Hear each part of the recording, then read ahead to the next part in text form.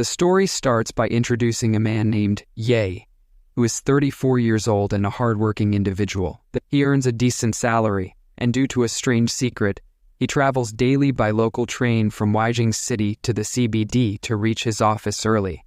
After arriving, he exercises for half an hour to avoid gaining weight. He does this because he prefers that none of his colleagues see his body.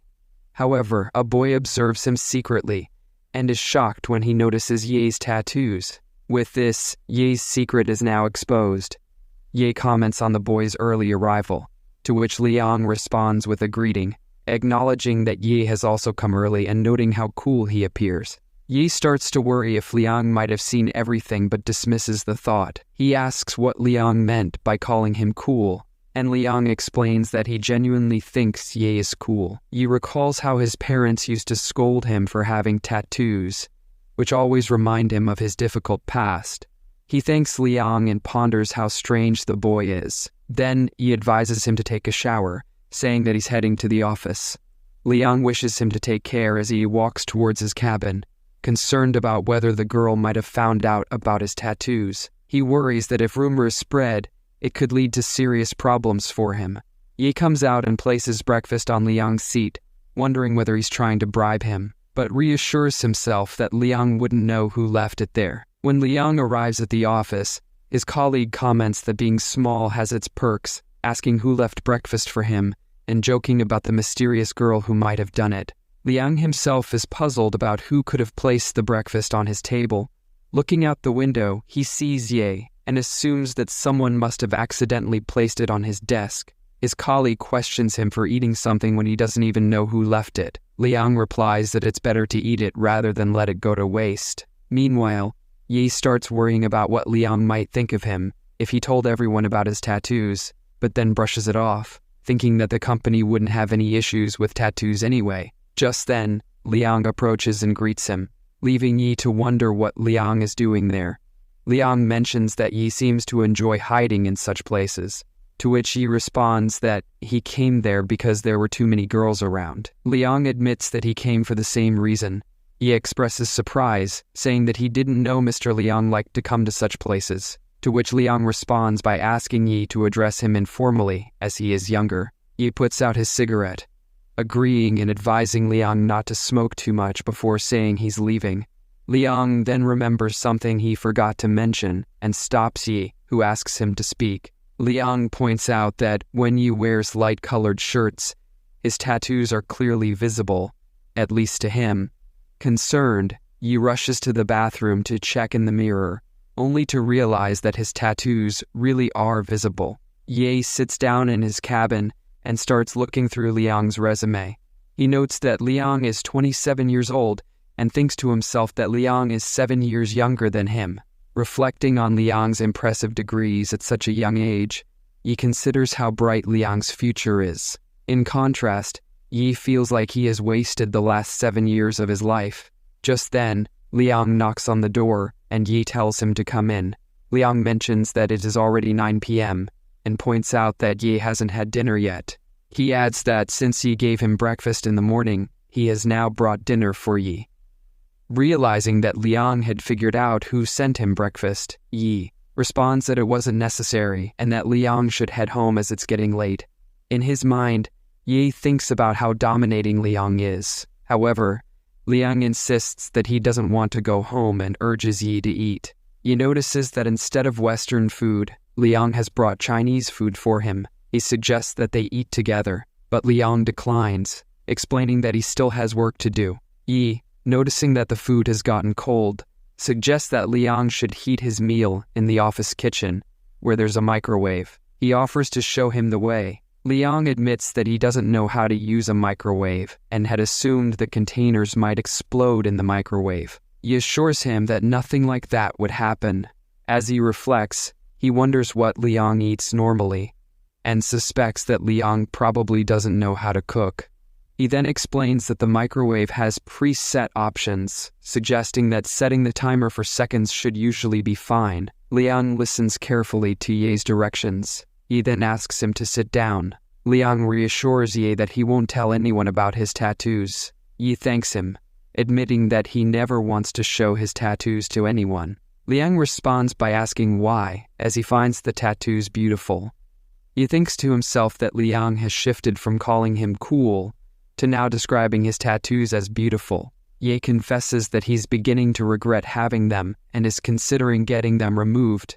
Liang points out that tattoo removal is extremely painful and suggests that removing such large tattoos could lead to health complications. Ye agrees, acknowledging that Liang is right, but notes that his tattoos are so visible when people get close to him. Liang, with a playful tone, suggests that Yi should simply not let anyone else get close to him. He then leans in and looks at Yi intently before apologizing, saying it was just a joke. Liang excuses himself, saying he needs to analyze some data, and prepares to leave. Yi tells him to be careful not to work too late. Before leaving, Liang asks Yi if his secret gets exposed during health checkups. Yi explains that he goes for checkups alone. Liang then offers to accompany him next time, revealing that he has a secret of his own that will likely come out during a health checkup. He assures Yi that once he knows his secret, Yi won't have to worry about being betrayed by him. Ever since Liang mentioned his secret, the dynamic between the two of them has shifted slightly. Their relationship has become more open. One day, Yang invites Yi to a new dumpling shop and asks if he would join him. Yi agrees, and the two of them start hanging out more frequently, attending parties and discovering new food spots together. Yi reminisces about his childhood, recalling how he used to go grocery shopping with his mother, where there was a dumpling shop that tasted just like the one they were eating at. Liang is happy to see that Yi enjoyed the food. Yi mentions that it has been 10 years since he last visited his home. However, Liang isn't paying much attention to his words. His focus is on Yi's exposed chest, where his body is visible through his unbuttoned shirt. Instead of responding directly to Yi's comment, Liang hands him his coat and explains that he actually needed one, since his own coat got stained with coffee in the morning and he had to send it for dry cleaning.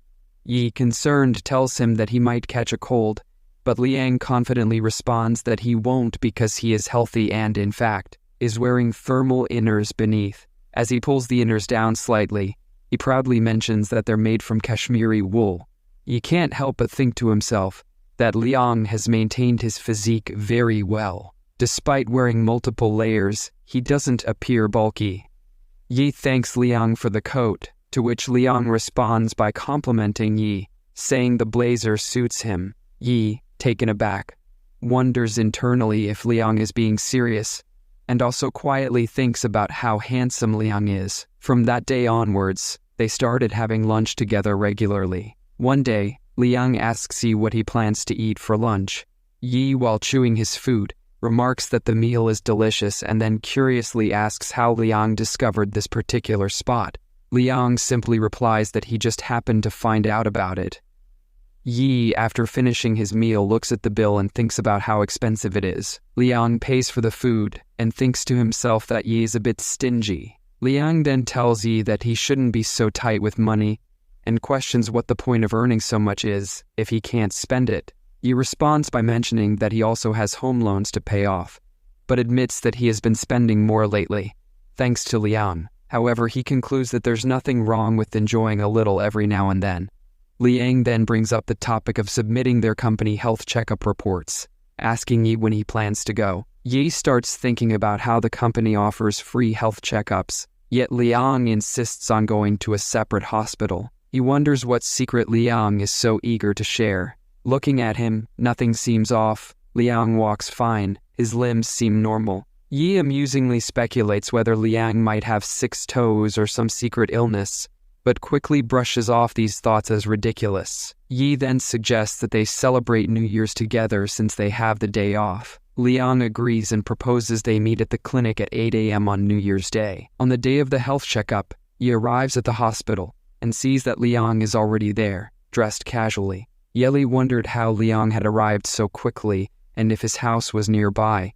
He then suggested getting the blood test done first, mentioning that it was on the 2nd floor and inviting Liang to come along if he wanted or wait elsewhere.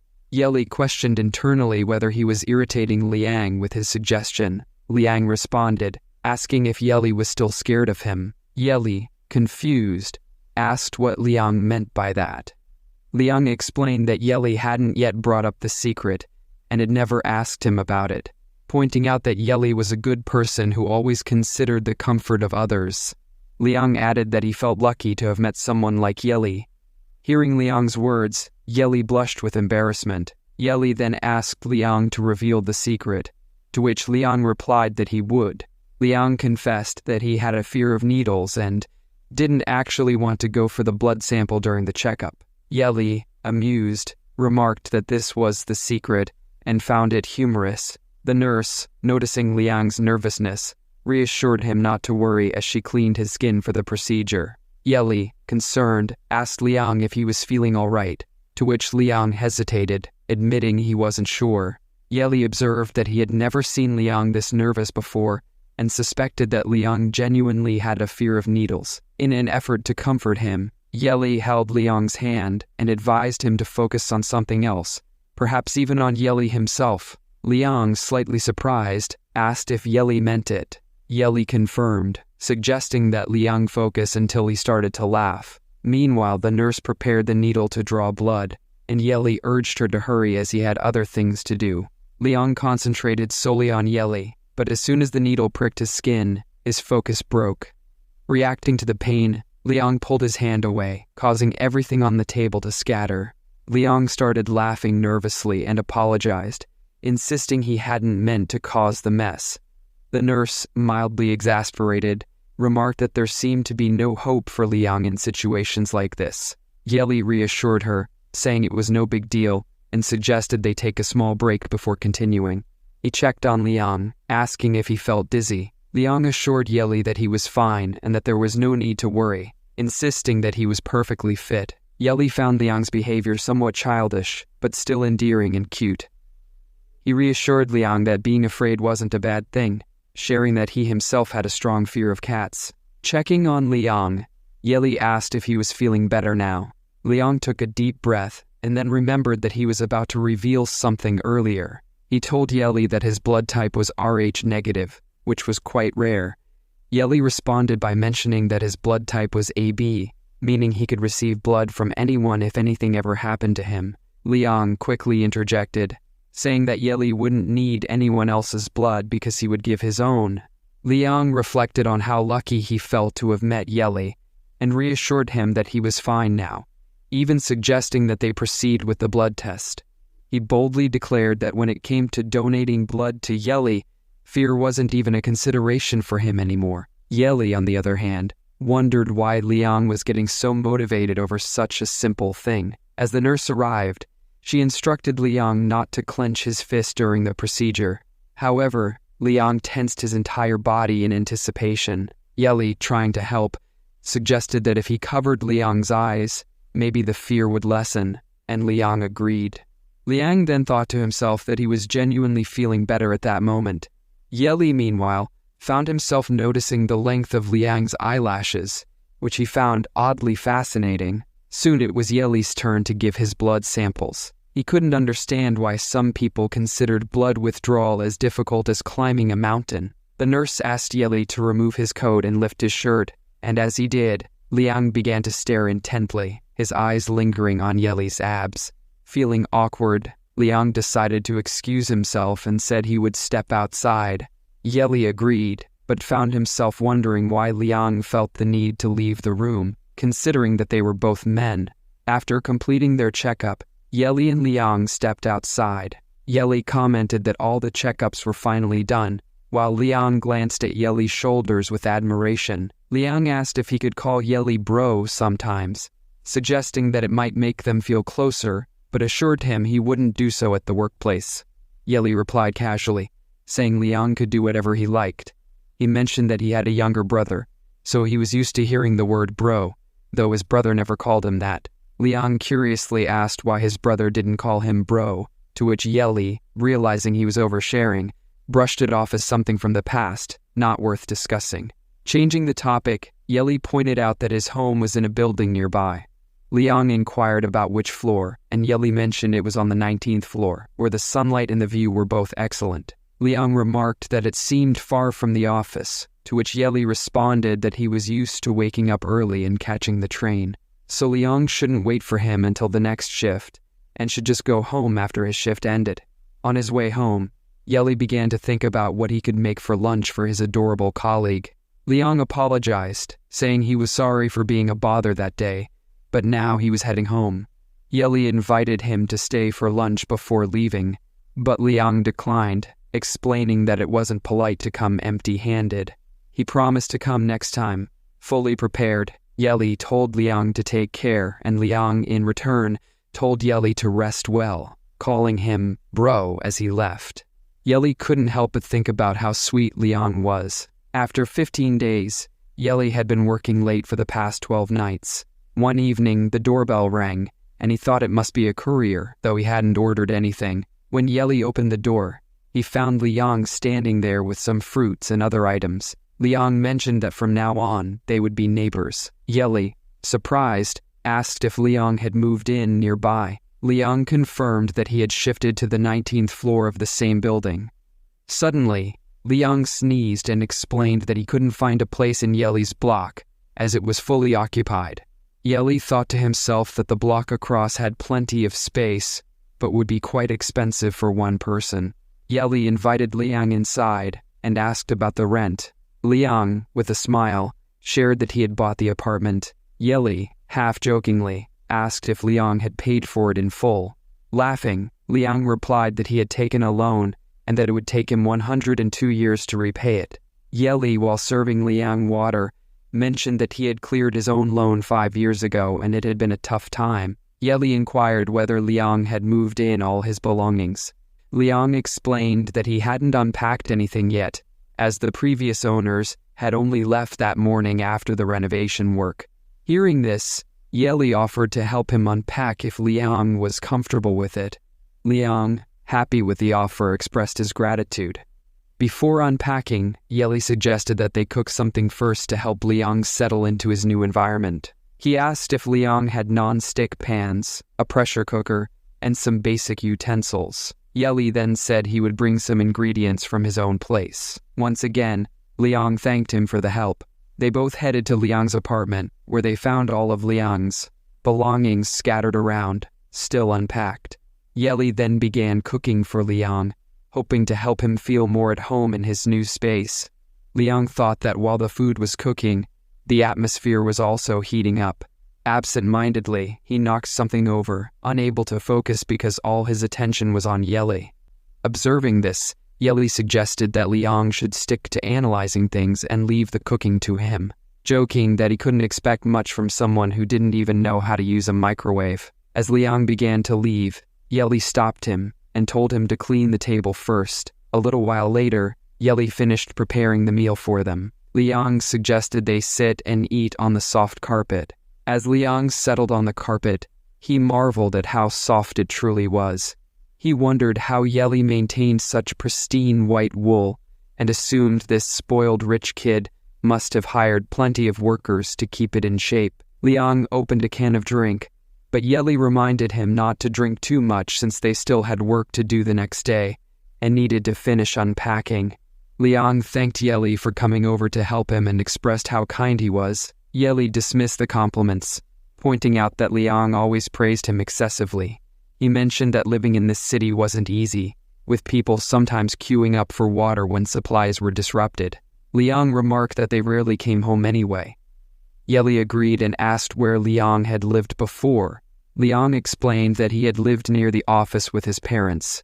Yeli teased that this was probably why he had bought a flat, since otherwise, who would have given their daughter's hand to him?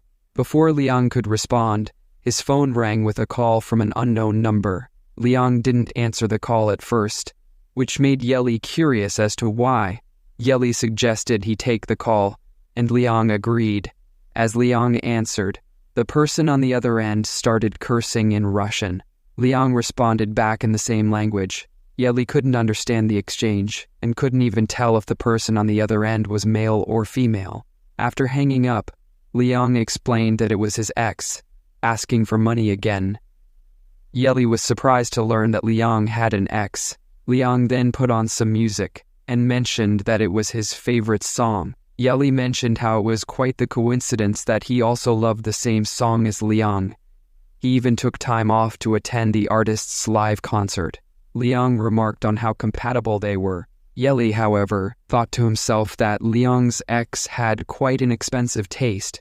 He suspected that Liang didn't really want to talk about his ex, so Yaoi decided to change the topic, mentioning that he made a great dish and Liang should try it sometime. As they continued eating, Liang complimented the food, thanking Yaoi. Yaoi told him to slow down and enjoy his meal instead of rushing through it. Liang laughed and insisted that he wasn't overdoing it, calling Yaoi the best. Yaoi internally noted how much Liang was buttering him up. Then, Liang asked Yaoi if he had bought the house with the intention of finding a partner. Yaoi admitted that in the beginning, that had indeed been his purpose. He explained that he had paid off his loan 5 years ago and had started dating his college girlfriend. They were so serious that they had even discussed marriage. However, things eventually fell apart and they broke up. Liang, curious, asked if he could know why.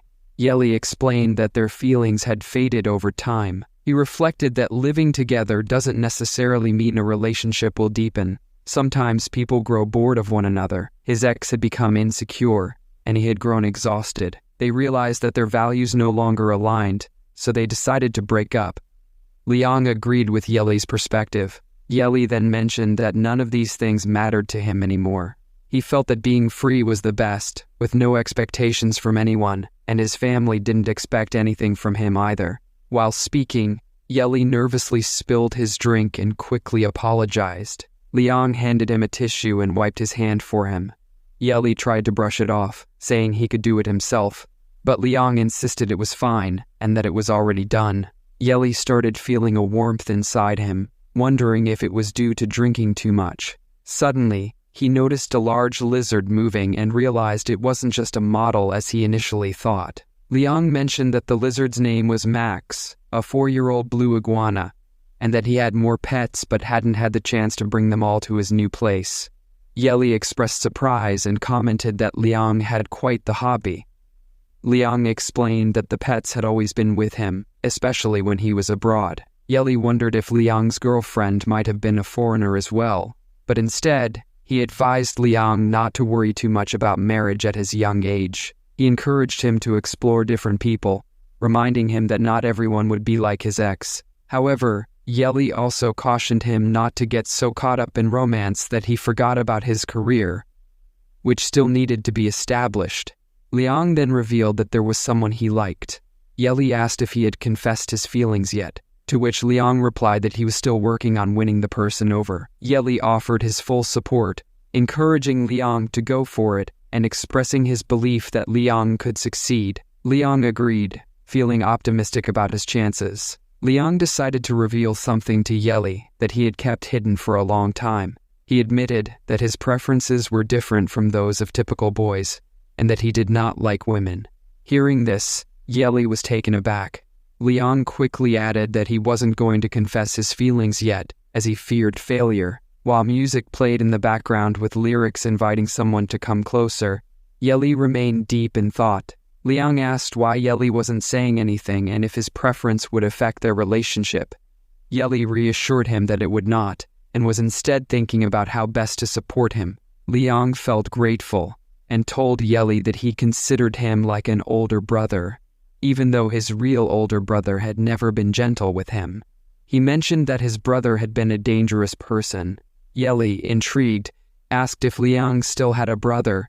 Liang sadly responded that his brother was no longer with them, as he had committed suicide in New York 12 years ago. Liang had never been close to him and only learned of his brother's death through the news. Their family's circumstances hadn't been good at the time, and Liang expressed disdain for those who chose to escape their problems through suicide, viewing them as cowards who brought even more pain to their parents. After clinking his glass, Liang remarked that they should live their lives fully. Yaoi, concerned, thought that perhaps he shouldn't bring up any negative thoughts around Liang at the moment. Worried about him, Yaoi asked if Liang was upset. Liang responded with surprise, wondering if his earlier conversation had led Yaoi to think that. Yaoi pointed out that despite everything, Liang was still smiling. However, Yeli himself could no longer maintain his fake smile, and his face grew somber. He gently patted Liang, allowing him to express his emotions if he wanted to. Yeli began to question himself, wondering what he was doing by comforting Liang in such a manner. He felt like a pervert and thought it was wrong. Meanwhile, Liang casually mentioned that although he wasn't someone who cried often, he could put on a bit of an act if Yeli wanted to see him cry. Yeli remarked that despite everything that had happened in Liang's family, he still managed to smile. He wondered if Liang was simply pretending to be fine in front of him. Liang, however, reassured Yeli that he wasn't pretending.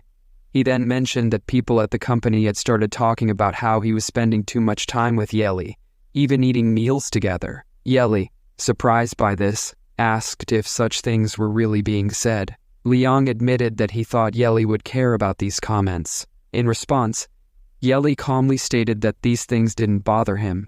He explained that he didn't hide his tattoo out of fear that people would mock him, but rather to avoid displeasing the boss. He shared his thoughts about the chairman, saying that the man seemed like the type to focus on his employees' personalities. Yeli also mentioned that the chairman sometimes spied on the staff, but he wasn't worried about getting fired for having friends. Yeli questioned what rules said that one couldn't make friends. Liang started laughing after hearing Yeli's comments, which left Yeli feeling puzzled. Yeli asked if he had said something funny, to which Liang, trying to control his laughter, replied that Yeli was simply right. After finishing their meal, the two began unpacking. Yeli came across a box containing some books and was surprised to see that Liang still read old novels like Sherlock Holmes. Liang was busy washing the dishes when Yeli entered the room. Liang asked if Yeli needed anything, to which Yeli replied by asking how much longer it would take him to wash just 2 plates and suggested that he stop because they had a meeting at 10 o'clock. Liang responded that he would book a car. Yeli, however, questioned why they would call for a car when they could use Liang's Bugatti instead. Hearing this, Liang was taken aback. Yeli insisted that they should go in the Bugatti, but Liang quickly clarified that the car didn't belong to him. It was his friend's. Yeli, not convinced, told him to stop lying, saying that he had even seen Liang following a girl and that he had always suspected something was off. Yeli further added that Liang hadn't purchased the house from a loan and asked how many cars he actually owned. Trying to change the topic, Liang claimed that he was feeling sleepy and wouldn't be able to drive. Yeli agreed and told him to book a car. As they stood outside with the car, Yeli came carrying files, and Liang grumbled that it was a ridiculous time to schedule a meeting, adding that their boss must have lost his mind. Yeli warned Liang not to say such things once they arrived at the company. Liang, feeling drowsy, began yawning. Yeli suggested that Liang take a short nap. Liang agreed and rested his head on Yeli's shoulders as they stood together. Yeli found Liang's touch a bit awkward and told himself to stay calm, reminding himself repeatedly to relax. However, he suddenly remembered that Liang had mentioned earlier that he liked men, not women. Yeli reassured himself that they were good friends and that Liang's sexuality didn't bother him at all. After all, he considered Liang like a younger brother. As they were getting ready, Yeli handed his scarf to Liang. Soon they both arrived at the company, where their boss, an older man, was on a video conference call. The boss mentioned that 6 people had been shortlisted for the Moscow project, emphasizing how crucial it was for the company. He informed Yeli that they had already selected 3 staff members, and the responsibility of choosing the remaining 3 was now on him. Yeli agreed and replied that it was fine, saying, "Okay, sir." A staff member handed him the list of selected candidates. When Yeli glanced at it, he saw that both his and Liang's names were included.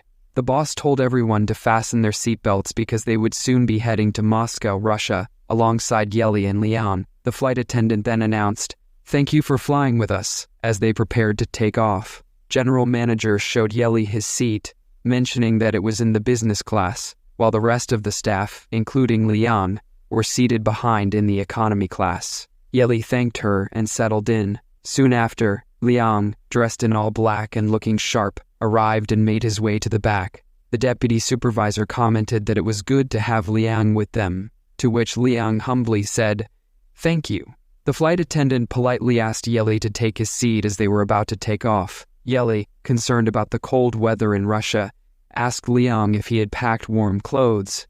As a response, Liang mentioned that he hadn't brought heavy clothing but would buy some at the airport. Yeli then placed Liang's suitcase in the overhead compartment, advising him to rest. Yeli himself went back to his seat,